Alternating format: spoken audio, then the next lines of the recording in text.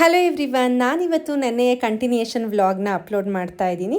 ಇವಾಗಿನ ಸೀಸನ್ನಲ್ಲಿ ನೇರಳೆ ಹಣ್ಣು ಅಂತ ಅಂದರೆ ಎಲ್ರಿಗೂ ತುಂಬ ಇಷ್ಟ. ನಮ್ಮನೇಲಿ ನನಗೂ ಕೂಡ ಇಷ್ಟ. ಆದರೆ ಆ ಹಣ್ಣನ್ನು ಚೆನ್ನಾಗಿ ತೊಳೆದು ತಿಂದಿಲ್ಲ ಅಂತ ಅಂದರೆ ಸ್ವಲ್ಪ ಶೀತ ಕೆಮ್ಮಂತೂ ಗ್ಯಾರಂಟಿ ಬಂದುಬಿಡುತ್ತೆ.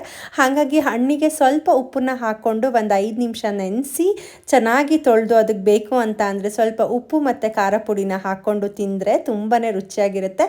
ಒಂದು 5 ನಿಮಿಷ ನೆನೆಯಕ್ಕೆ ಬಿಟ್ಟರೆ ಸಾಕು.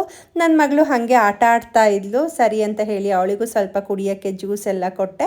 ಆ್ಯಂಡ್ ಮೊನ್ನೆ ಹಾಕಿರುವಂತಹ ಒಂದು ವಿಡಿಯೋದಲ್ಲಿ ಕೆಲವರು ಕಮೆಂಟ್ ಮಾಡಿ ಮತ್ತು ಮೆಸೇಜ್ ಮಾಡಿ ಕೇಳ್ತಾ ಇದ್ರಿ, ನಿಮ್ಮ ಮಗಳಿಗೆ ಎಷ್ಟು ವರ್ಷದ ವ್ಯಾಕ್ಸಿನ್ನ ನೀವು ಹಾಕ್ಸಿರೋದು ಅಂತ ಹೇಳಿ. ನಾನು ಅವಳಿಗೆ 4 to 6 ಇಯರ್ಸ್ ವ್ಯಾಕ್ಸಿನ್ ಒಂದು ಪೆಂಡಿಂಗ್ ಇಟ್ಟಿದ್ದೆ, ಅದನ್ನು ಹಾಕ್ಸಿರ್ಲಿಲ್ಲ.